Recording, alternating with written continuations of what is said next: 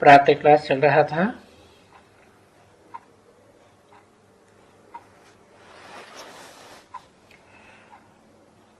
अठारह जुलाई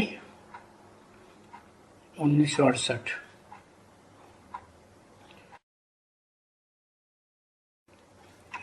सतगुरुवार तीसरे पेज के मध्य में बात चल रही थी।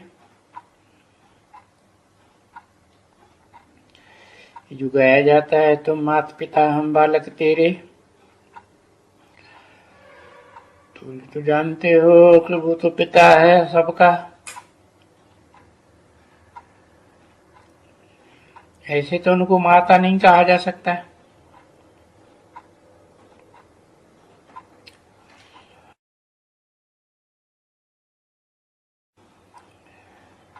ब्रह्मा में प्रवेश करते हैं तो नाम देते हैं ब्रह्मा। नहीं तो दादा लेखराज नाम था ना। परंतु ब्रह्मा भी जेंट्स है, तो उनकी पूजा नहीं हो सकती। इसलिए वो जब प्रवेश करते हैं कोई माता में,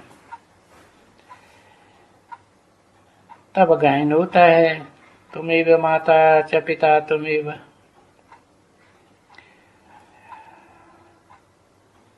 तो वहां माता नहीं होती है,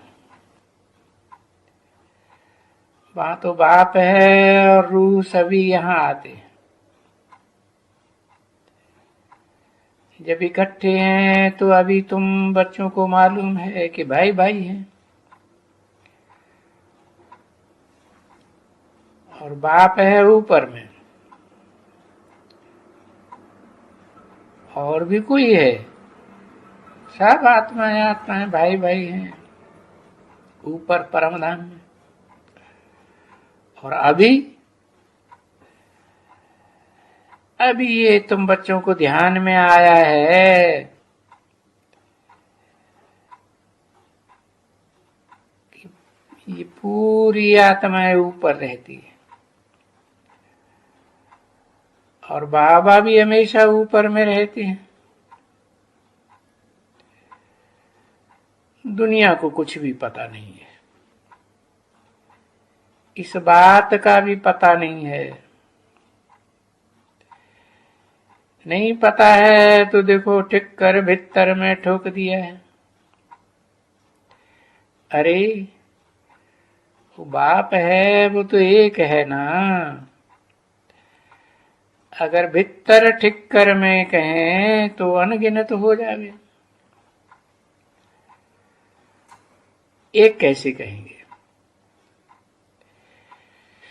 तो इसको कहा जाता है घोर अंधियारा, अज्ञान का अंधियारा। ये जो अंधियारा कहा जाता है ना बच्चे, ये अंधियारा क्या है? अज्ञान का ही अंधियारा है ना। तो वो गाया जाता है ना कि ज्ञान सूर्य प्रगटा ज्ञान अंधे विनाश। तो देखो यहां तो इस दुनिया में अज्ञान ही अज्ञान है ना। अभी इस समय में सारा अज्ञान,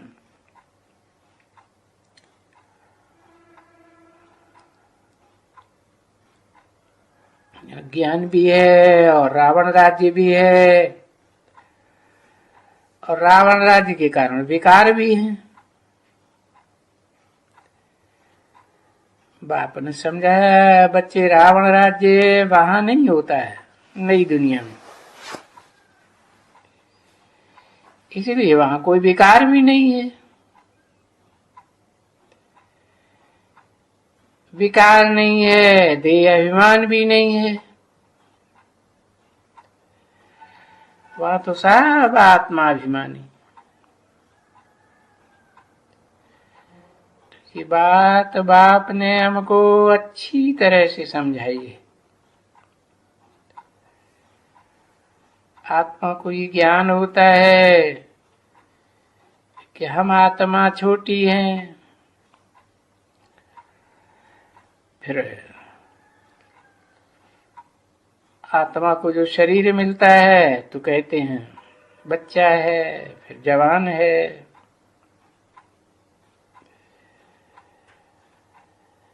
अभी तो ऐसे ही आत्मा को ज्ञान है ना। फिर जब ये बड़ी आत्मा का शरीर बड़ा होता है, तब जब उस समय आता है उसको शरीर छोड़ने का आपे ही, ऐसे नहीं वहां कोई रहते हैं कि भाई ये कहेंगे कि मर गया। नहीं, मृत्युलोक में तो मर जाते हैं, अमरलोक में कोई मर गया ये कैसे कहेंगे? क्योंकि है ही अमरलोक।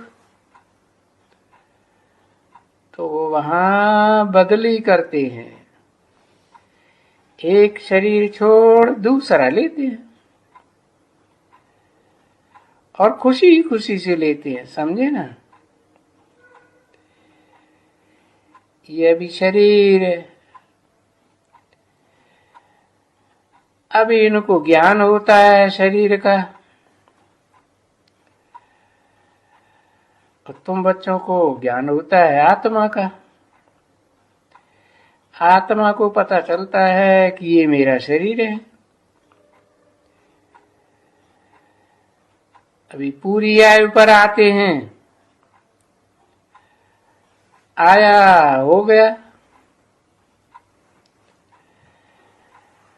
पूरी आयु हो गई, अब ये शरीर कोई काम का नहीं रहा।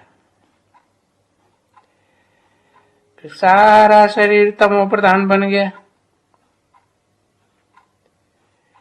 इसलिए ये शरीर मुझे छोड़ना है, नया लेना है। इसलिए मिसाल देते हैं सन्यासी, पर ये मिसाल बाप का दिया हुआ है। ये सभी मिसाल जो बाप से लिए हुए हैं ये सन्यासी उठाते हैं कि भाई सर्प एक खल छोड़ दूसरी लेता है, समझे ना। क्योंकि ये भी नोट किया गया है गीता में, भागवत में, उन सब शास्त्रों में हैं ये कई कई अक्षर। अभी बाप कहते हैं प्राय धर्म लोप हो गया। नहीं तो बाबा के अक्षर भी हैं, चित्र भी मौजूद हैं, परंतु फिर है सब शास्त्रों में आटे में लून मिसल, सच्चाई। तो बाप बैठ करके उनका अर्थ समझाते, अर्थ निकाल करके बताते हैं।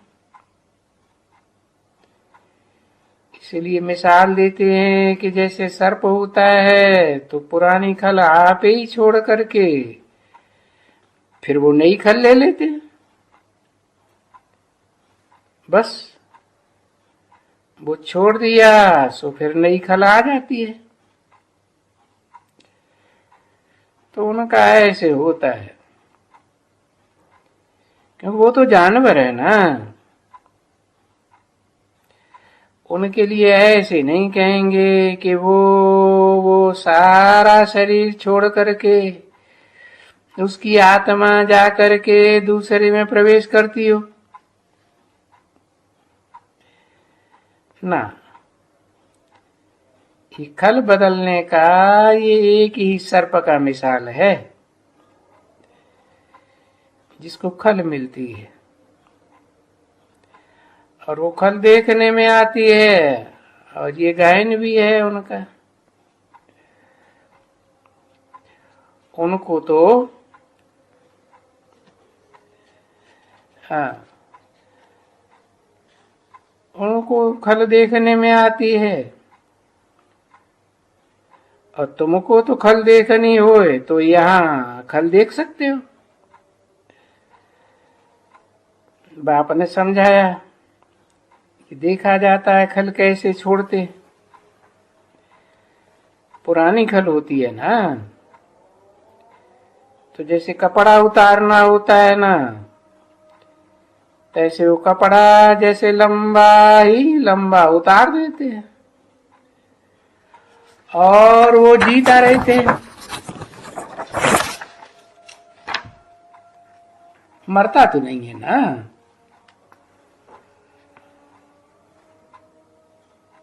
18 जुलाई 1968 की प्रातः क्लास का चौथा पेज। मरता नहीं है। हाँ, मरता तो जरूर है। 3-4 बार खल छोड़ता है फिर मरता है। कोई अमर तो नहीं रहता है। एक कल छोड़ेंगे, दूसरी छोड़ेंगे, तीसरी छोड़ेंगे, पीछे तो मर ही जाएंगे। तो वहां क्या है? बाप ने समझाया कि वो खल छोड़ते रहते हैं, छोड़ते रहते हैं। पीछे फाइनल खल तुम्हारी 21 जन्म चलती है। एक खल छोड़ते, दूसरा लेते, तीसरा लेते। यहां तो वो नहीं होता है। फिर ये शरीर खत्म हो जाता है, काल खा जाता है। गर्भ में तो वो जाते हैं, ऐसे नहीं कि नहीं जाते हैं, परंतु वो जानते हैं कि अभी हमको गर्भ में जाना है। समझा ना बच्चे?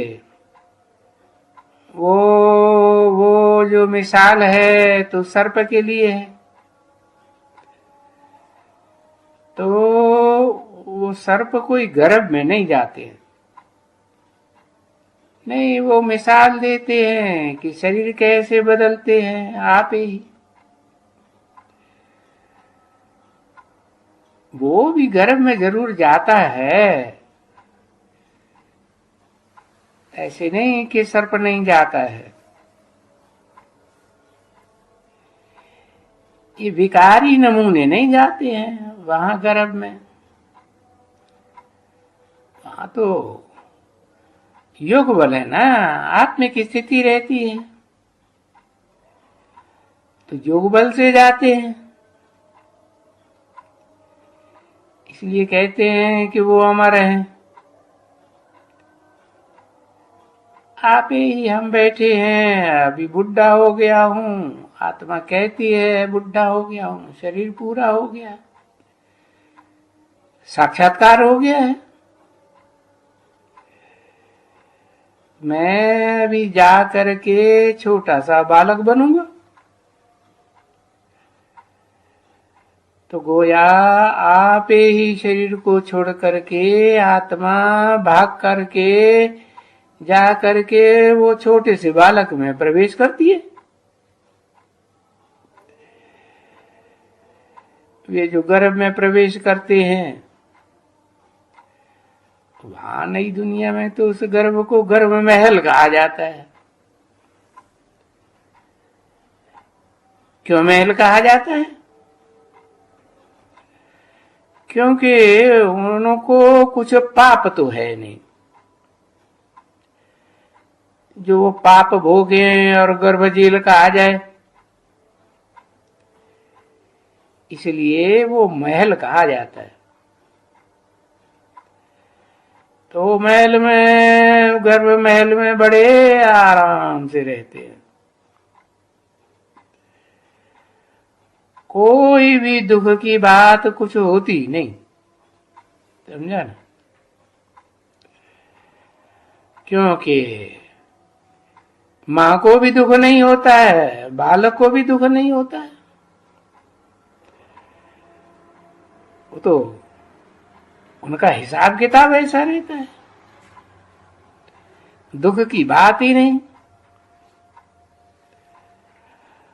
और ना वो माता कोई ऐसा गंध खाती है जिससे वो अंदर में बीमार हो जाए, दुख सहन करना पड़े। यहाँ तो माताएं बहुत गंध खाती है, तो उस गंध का असर उस बच्चे को भी पड़ता है अंदर ही अंदर। तो बाप बैठ करके वहां नई दुनिया की रस्म भी थोड़ी समझाते रहते हैं बच्चों को कि तुमको अभी से अपने नए धाम में जाना है। क्यों? दुनिया तो वही है, बदलती है। जैसे और जरूर बदलेगी ना बच्चे, नई से कोई चीज पुरानी तो होगी ना, तो हर एक चीज बदलती जरूर है। देखो, एक झाड़ के कितने बीज निकलते हैं, और उस एक झाड़ के बीज कितने जास्ती होते हैं।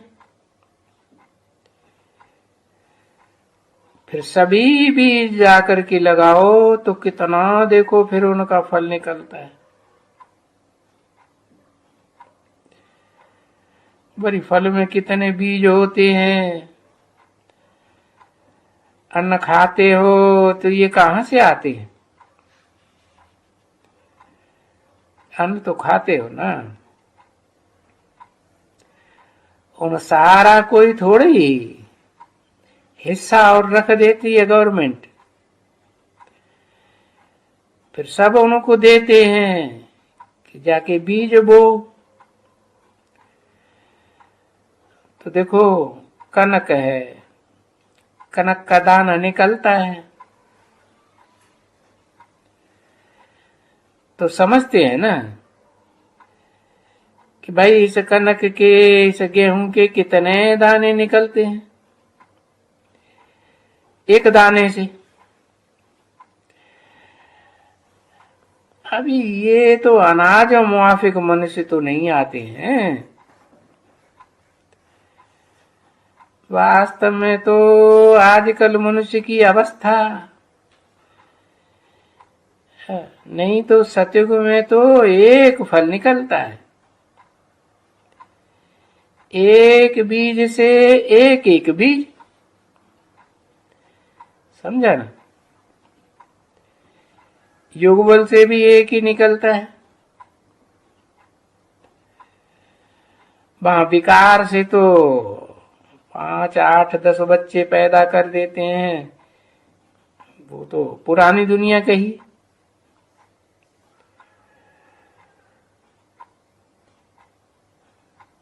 तो गोया एक बीज से देखो कितने निकलते हैं इस पुरानी दुनिया में। तो सतयुग और त्रेता, सतयुग और इधर तो है कलयुग। फर्क बाप ही आकर के बताते।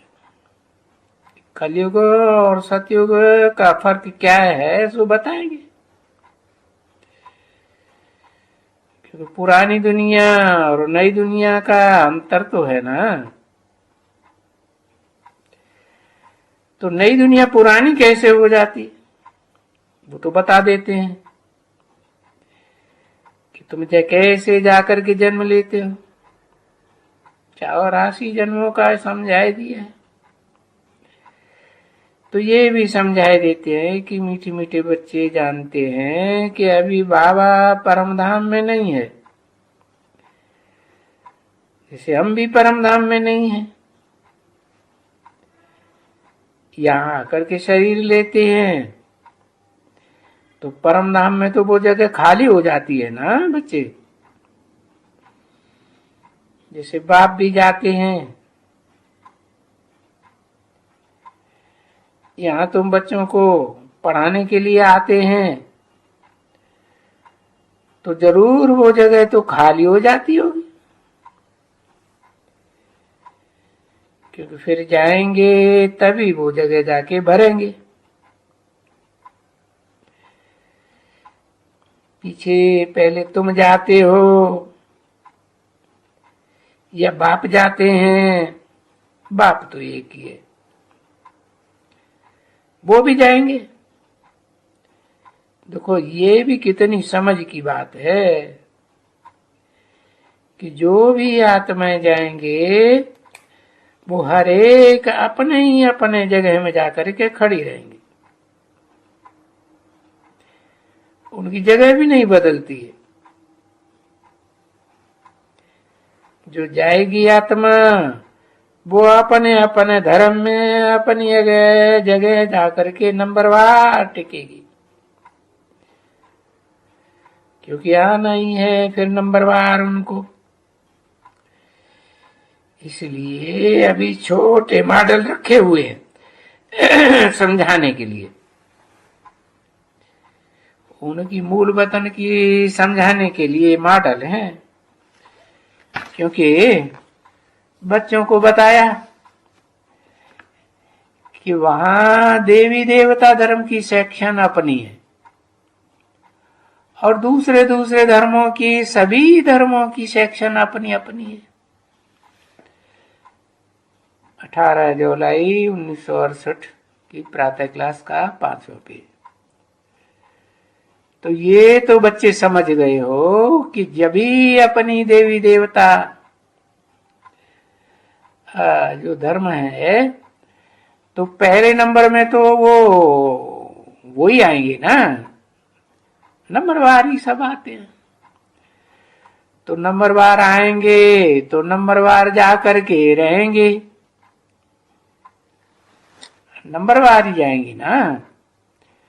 क्योंकि तुम भी जब यहाँ नंबरवार स्कूल में पढ़ते हो, पास होते हो, तो अपने उन मार्गों के हिसाब से तुम जा करके वहां अपनी जगह लेते हो। पर वो तो तुमको घड़ी घड़ी अनेक प्रकार के इम्तिहान लेने होते हैं, और ये तो है बाप की बेहद की पढ़ाई, एक ही दफा में।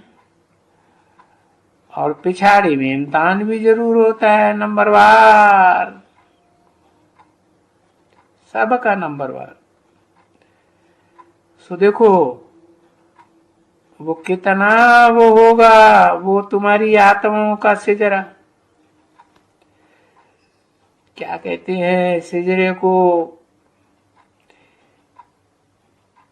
किसी ने कहा जियोलॉजिकल ट्री। हाँ अंग्रेजी में जियोलॉजिकल ट्री। तो जैसे तुम्हारा झाड़ यहाँ है, तैसे तुम देखा है कि तुम्हारा झाड़ भी वहां ऐसे ही है और सेक्शंस भी ऐसे ही हैं। क्योंकि ये भी तुम बच्चों ने दिव्य दृष्टि से देख कर करके और फिर यहाँ आकर के ये मॉडल बनवाया है। ये तो बाप ने समझाया कि ये तो बहुत थोड़े में ही होंगे, कोई बहुत जास्ती जगह नहीं लेंगे, आत्माएं इतनी सी, और तुम्हारा शरीर तो इतना बड़ा। तो आत्माएं जाकर के वहां बैठेंगी ऊपर में थोड़ी सी जगह में। ऐसे नहीं कि एक आत्मा यहाँ तो देखो कितना जगह है। और आसमान में देखो स्टार्स हैं, वो कितने नजदीक नजदीक हैं कोई तो यहाँ आत्माएं भी जगह में नजदीक जाके रहती है, और वो नजदीक रहती हैं तो शोभेंगी भी ऐसे ही। वह झाड़ बन जाता है ना आत्माओं का। तो जब नजदीक में जाते हैं, हाँ, तो फिर देखो वो झाड़ कितना छोटा होगा वहां। ओम शांति।